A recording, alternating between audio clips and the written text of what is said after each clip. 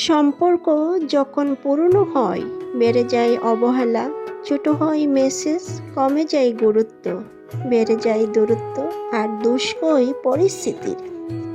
Hello everyone, আসসালামু আলাইকুম।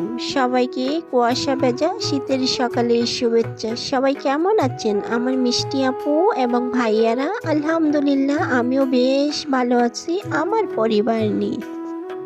কাছে এবং দূরে, দেশ এবং দেশের বাহির থেকে যে প্রান্ত থেকে আমার আজকের ভিডিওটা দেখতেছেন, আপনাদের সবাইকে অনেক অনেক ভালোবাসা আমার এই ছোট্ট পরিবার থেকে।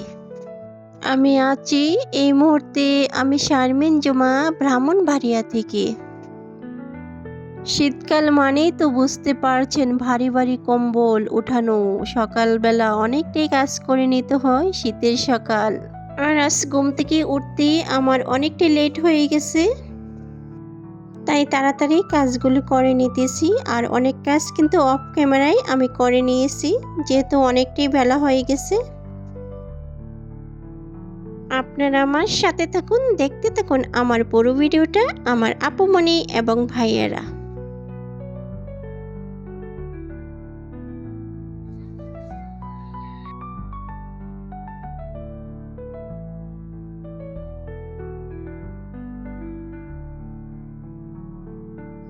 এখন আটা নিয়েছি আর এখন তাড়াতাড়ি নাস্তাটা বানিয়ে নেব। যেহেতু শীতকাল আর দিনটা অনেকটা ছোট থাকে, তাই কাজ করে একেবারে পারা যায় না। আর এখন যে আমি নাস্তাটা বানাচ্ছি, বেলা কিন্তু 10টা বেজে গেছে।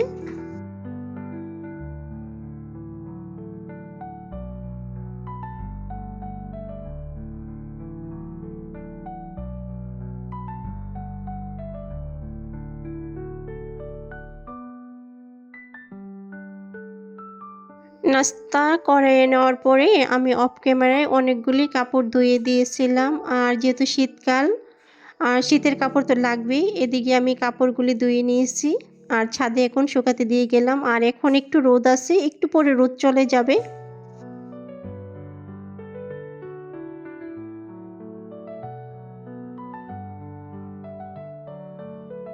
যারা এখনো পর্যন্ত লাইক দিতে ভুলে গেছেন, প্লিজ কষ্ট করে লাইক দিয়ে দেবেন আমার আপুমনি এবং ভাইয়ারা।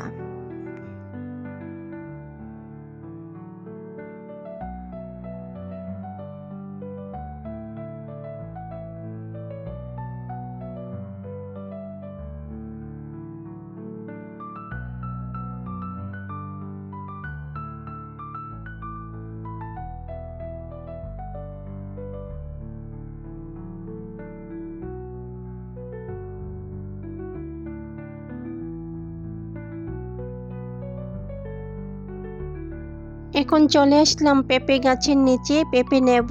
অনেক আপুরা দেখি এরকম পেঁপে দিয়ে ভর্তা বানিয়ে খায়, কিন্তু আমি আর জীবনে এরকম ভর্তা বানিয়ে খাইনি, মানে পেঁপে সিদ্ধ ভর্তা। আজকে ভাবতেছি পেঁপে সিদ্ধ ভর্তা বানাবো, জানি না কেমন হয়। যাই হোক, এখন আমি পেঁপেটা কেটে নেব।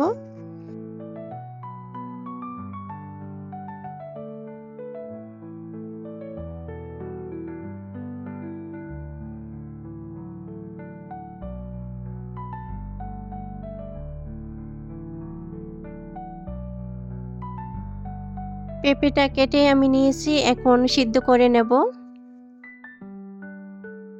আর এখানে শুকনো মরিচ নিয়েছি, মরিচগুলি ভাজা করে নিতেছি। আর পেঁপে সিদ্ধ করে নিয়েছি। আর এখানে নিয়েছি শুকনা মরিচ, কাঁচা মরিচ, তারপর পেঁয়াজ কুচি, ধনিয়া পাতা, তারপরে সরিষার তেল, লবণ, এগুলি দিয়ে এখন আমি মাখিয়ে বানিয়ে নেব হাতে।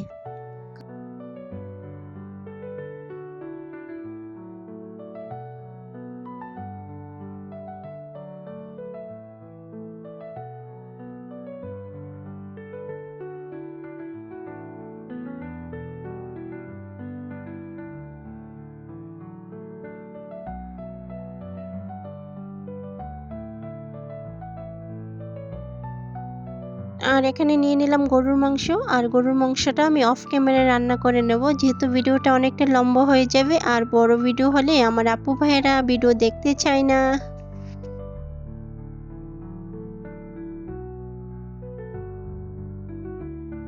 শীতের রাত্র চাল ভাজা নিয়েছি আর চাল ভাজা খাবে। এখানে সরিষার তেল, ধনিয়া পাতা সবকিছু দিয়ে মাখিয়ে নেওয়া হচ্ছে। এখন আমরা চাল ভাজা খেয়ে নেব।